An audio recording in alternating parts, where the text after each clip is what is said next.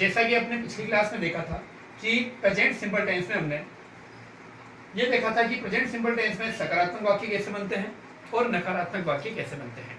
अब उससे आगे हम देखेंगे कि प्रेजेंट सिंपल के अंदर जो प्रश्नवाचक वाक्य है उन्हें कैसे बनाया जाता है। देखो बच्चों, जब भी हम कोई प्रश्नवाचक बनाएंगे यानी कि इंट्रोगेटिव सेंटेंस बनाते हैं तो सबसे पहले हम हेल्पिंग वर्ब को लिखते हैं, उसके बाद में हमारा सब्जेक्ट आता है, फिर मेन वर्ब आती है, उसके बाद में हमारा ऑब्जेक्ट आता है और उसके बाद में अगर कुछ बच जाता है तो वाक्य लास्ट में क्वेश्चन मार्क लग जाता है। तो क्योंकि मैंने आपको बताया था कि प्रेजेंट सिंपल टेंस के अंदर हेल्पिंग वर्ब नहीं होती है, इसलिए हम डू और डच का प्रयोग करते हैं एज ए हेल्पिंग वर्ब। तो इसलिए हम डू और डच को एज ए हेल्पिंग वर्ब जो है यहाँ पर भी काम में लेंगे। तो जब हमारा सब्जेक्ट क्या होगा, आई, यू, वी, दे या फिर बहुवचन होगा तो हम जो हेल्पिंग वर्ब काम में लेंगे वो होगा डू। डू के बाद में हम क्या लगा देंगे, सब्जेक्ट। और हमने कहा था कि हमेशा वर्ब की इसमें फर्स्ट फॉर्म आती है, प्रेजेंट सिंपल टेंस हमेशा वर्ब की कौन सी फॉर्म आती है, फर्स्ट फॉर्म। तो मेन वर्ब की कौन सी फॉर्म आ जाएगी, फर्स्ट फॉर्म। उसके बाद में हमारा ऑब्जेक्ट, उसके बाद में अगर एक्स्ट्रा पार्ट है तो कुछ वो, और लास्ट में हमारा क्वेश्चन मार्क लग जाएगा।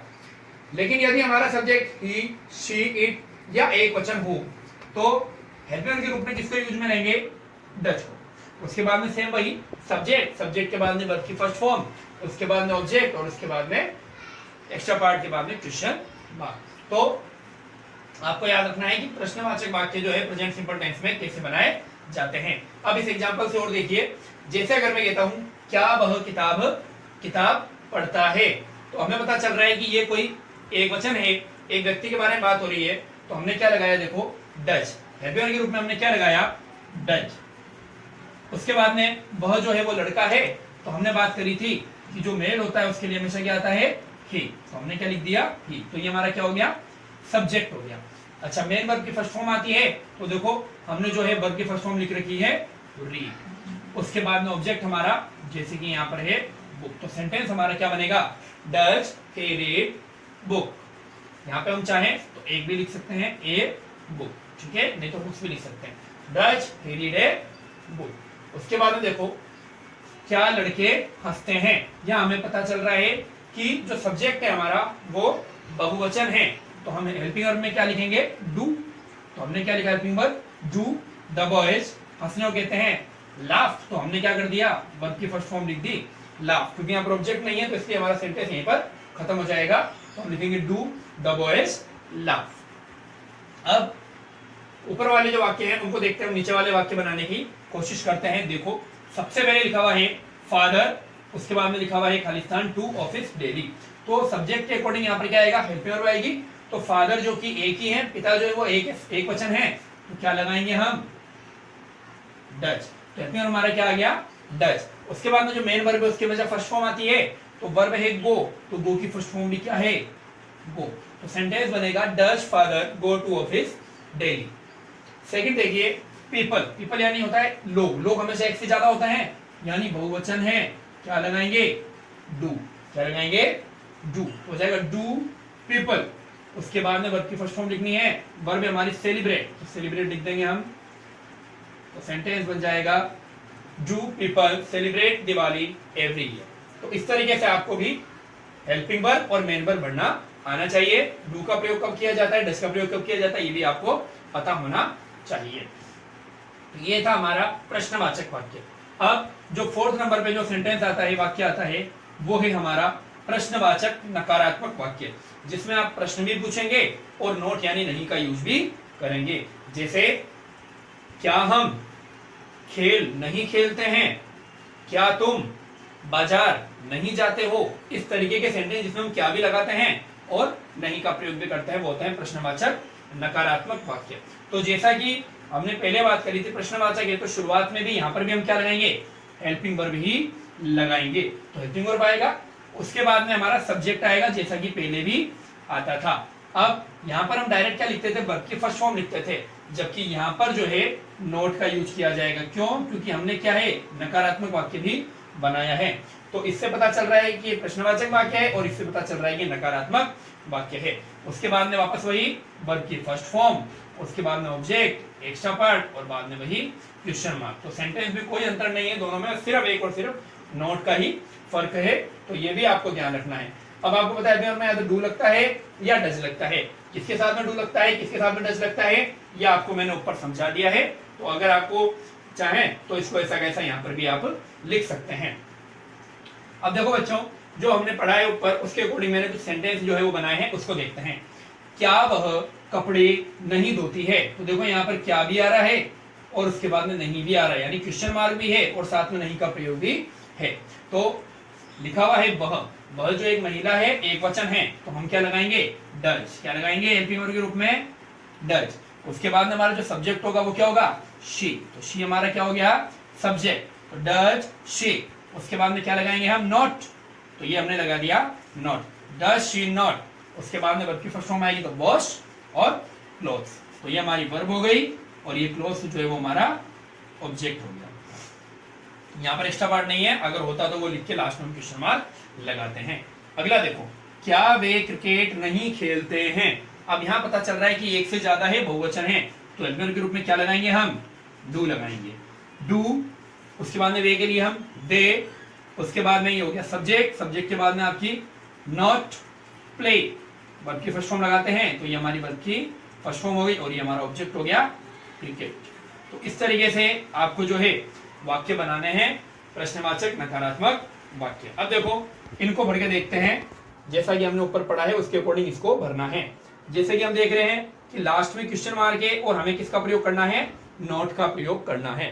तो सबसे पहले देखो द बॉयज जो है वो एक से ज्यादा है, क्या लगाएंगे हम हेल्पिंग के रूप में, जू। तो क्या बनेगा, जू द बॉयज। उसके बाद में वर्ब की हमेशा फर्स्ट फॉर्म आती है, तो वर्ब की फर्स्ट फॉर्म लिख देंगे रन।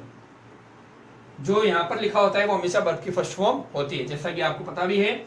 उसके बाद देखो कविता, कविता एक है, एक से ज्यादा है, एक महिला का नाम है, एक वचन है, तो क्या लगाएंगे हम, डज। अच्छा, इसके अंदर नोट का प्रयोग भी करना है, सॉरी बच्चों, यहाँ पर जो है नोट का प्रयोग किया जाएगा, डू द बॉयज। उसके बाद में यहाँ पर आएगा पहले नॉट, फिर बाद में वर्ब की फर्स्ट फॉर्म आएगी रन इन द पार्क, क्योंकि नोट का प्रयोग भी यहाँ पे करना है।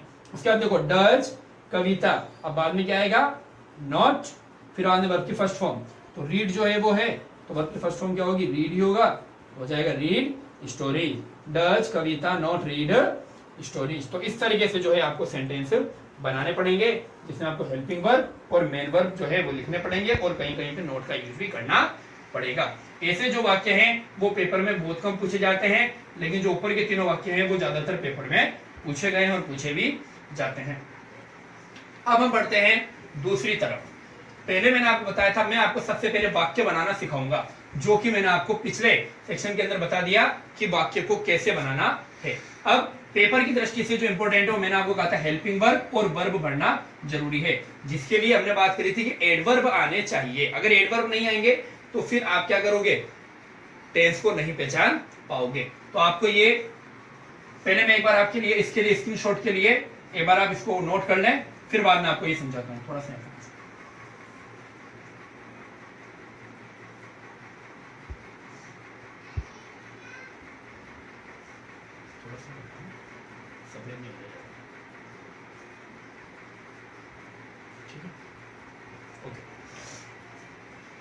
तो अब यहां पर देखो, अब हमारे यहाँ पे जो पेपर में है इस प्रकार के एडवर्ब दिए गए होंगे पीछे, और हमें ये पता करना होगा कि ये एडवर्ब कौन से टेंस का है। उसके अकॉर्डिंग अपन क्या करेंगे, हेल्पिंग वर्ब और मेन वर्ब को भरेंगे। तो देखो बच्चों, वन बाय वन एक एक एडवर्ब के बारे में बताऊंगा मैं। सबसे पहले है डेली। डेली यानी आपको सभी को पता है रोजाना जो हम काम करते हैं उसके लिए हम लगाते हैं डेली। डेली और ऑलवेज, ऑलवेज का मतलब ये होता है रोजाना, यूजुअली का मतलब होता है सामान्यतया। इसी तरीके से हार्डली का मतलब होता है कभी कभार, बहुत कम चांस के अंदर। रेयरली इसका भी मतलब ये होता है बहुत कम होना। सेल्डम का मतलब ये होता है बहुत ही कम चांस। ऑफन का मतलब होता है अक्सर, प्राय। जनरली यानी भी होता है सामान्यतया। नॉर्मली का मतलब भी होता है सामान्यतया। उसके बाद में ये बहुत ज्यादा आता है every month, every year, every weekend या फिर एवरी डे, इस तरीके के सेंटेंस भी आते हैं। तो आपको याद रखना है एवरी जब भी आएगा तो वो आपके प्रेजेंट टेंस को, सिंपल टेंस को शो करेगा। उसके बाद में नेवर, नेवर का मतलब होता है कोई काम कभी नहीं करना, तो वो भी प्रेजेंट सिंपल टेंस को बताता है। उसके बाद में ये भी आजकल एक दो बार कई बार पूछा जा चुका है, once a week, twice a week. इसका मतलब है सप्ताह में एक बार, सप्ताह में दो बार, तीन बार, चार बार, इस तरीके से भी हो सकता है। तो ये इस प्रकार की जो एडवर्ब है, ये सारी एडवर्ब आपको याद रखनी है, कॉपी में लिखनी है और इनको याद भी रखनी है। अगर आपको याद होगी तभी आप इसको जो है टेंस बनाते समय यूज कर पाओगे। अब देखो यहाँ पे अपन एडवर्ब के नीचे अंडरलाइन करेंगे, उसके बाद में अपन जो है आगे बात करेंगे। देखो सबसे पहले एग्जांपल देखो, शी ऑलवेज, तो ऑलवेज ये बता रहा है कि ये प्रेजेंट सिंपल टेंस है। कौन सा है ये? Present simple tense. तो प्रेजेंट सिंपल टेंस में हमने कहा था कि वर्ब की फर्स्ट फॉर्म आती है और या फिर वर्ब की फर्स्ट फॉर्म में एस और एस लगाते हैं। तो क्योंकि हमारा सब्जेक्ट क्या है, देखो एक वचन है, सब्जेक्ट क्या है हमारा? एक वचन, इसलिए हम यहाँ पर क्या लगाएंगे? पीछे एस या एस लगाएंगे, तो हम लिखेंगे कम्स। एस ही लगेगा तो क्या बन जाएगा? कम्स। तो बनेगा शी ऑलवेज कम्स लेट। इसी तरीके देखो ही भी क्या है? एक वचन है, सिंगुलर है, तो अब क्या करेंगे? यहाँ पर भी वर्ब में एस और एस लगाना पड़ेगा। तो इनवाइट है तो क्या लिख देंगे हम? इनवाइट्स। क्या बन जाएगा? इनवाइट्स। उसके बाद में देखो तीसरा, वी ऑफन, फिर ब्लैंक, देयर फॉर पिकनिक। देखो वी जो है वो क्या है? प्लूरल है। इस बार ये सिंगुलर नहीं है बल्कि क्या है? प्लूरल है। तो प्लूरल है तो हमें वर्ब की फर्स्ट फॉर्म में लिखनी है, ऐसे एस नहीं लगाना। तो हम क्या लिख देंगे? गो का गो। उसके बाद में देखो आई blank newspaper with morning tea daily. यहां पर जो है आपके डेली जो है वो ये शो कर रहा है कि ये तो क्या है? प्रेजेंट सिंपल टेंस है। और हमने पढ़ा था आई, यू, वी, दे और बहुवचन के साथ में केवल वर्ब की फर्स्ट फॉर्म आती है, एस और एस नहीं आता। तो रीड को ऐसा कैसा लिख दिया जाएगा? I read newspaper with morning tea daily. अगला देखो फोर्थ नंबर, अगला है people of India they blank many festivals every year. तो यहां पर क्या आ गया? देखो बच्चों, एवरी ईयर। तो एवरी ईयर क्या बता रहा है? प्रेजेंट सिंपल टेंस के बारे में बता रहा है। तो हमें क्या याद रखना है कि ये देखो, अब यहाँ पर जो पीपल है वो प्लूरल होता है। आपको ध्यान होना चाहिए कि पीपल हमेशा प्लूरल होता है, एक वचन नहीं होता है। तो क्या आएगा? वर्ब की फर्स्ट फॉर्म में आएगी, ऐसे आएगा, वर्ब की फर्स्ट फॉर्म आएगी। तो हम लिखेंगे people of India celebrate many festivals every year.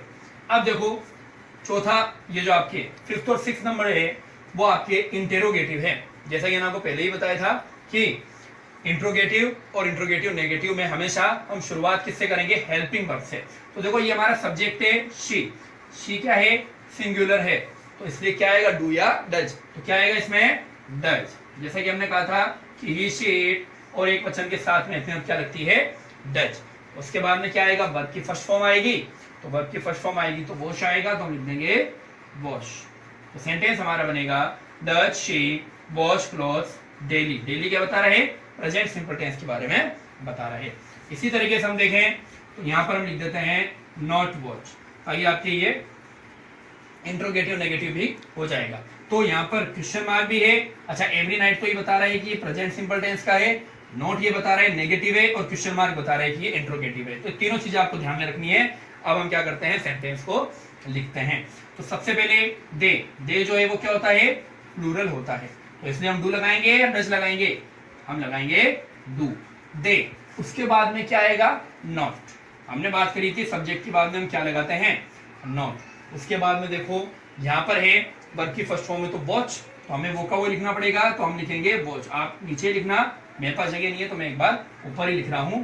तो जाएगा do, they, not, watch cinema every night. तो इस तरीके से आपको पेपर के अंदर एडवर्ब जो है उनको देखकर और मेन वर्ब या फिर कहीं कहीं पे हेल्पिंग वर्ब ये लगानी पड़ेगी।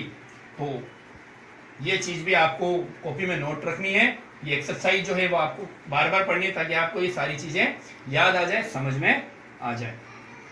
अब देखो ये होमवर्क मैंने आपके लिए रखा है, ठीक है। इसके अंदर क्या है कि मैंने जो ऊपर आपको बताए हैं वही सेम टू सेम यहाँ पर भी लिखे हैं। देखो ये जो वीकेंड्स है, वीकेंड्स का मतलब भी यही होता है, चाहे हम ये कहते हैं कि वीकेंड का मतलब होता है सप्ताह के अंत में। तो वीकेंड्स का मतलब, ऑन वीकेंड्स का मतलब है जितने भी सप्ताह के अंत होते हैं, यानी कि शनिवार जितने भी आते हैं उन सभी के साथ में शनिवार रविवार में उनमें हम क्या करते हैं?